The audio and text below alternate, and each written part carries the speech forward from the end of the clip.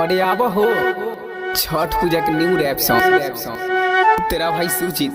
आइए सुनते हैं। छठ पूजा जाने का कर तारू मम्मी के साथ तू आई हो छठी घाट पे जान तू हमरा से मिल के जई हो।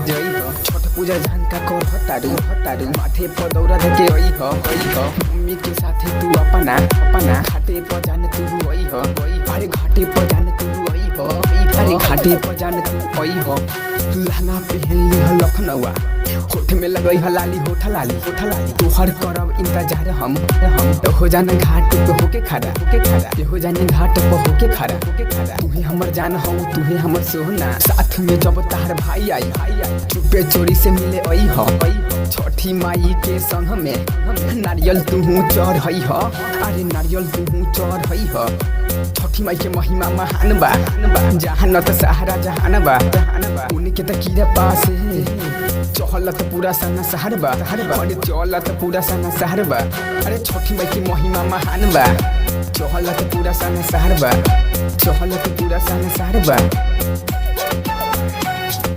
जाके पटना बाजार से तू तो दौड़ा ले आई हो छठी माई खाती साथ में उखिया ले आई हो साथ में ए हो करे जा ठकुआ पूरी बनई हो चाहे केतनो लेट होई घाट पर मिले खाती ओई हो।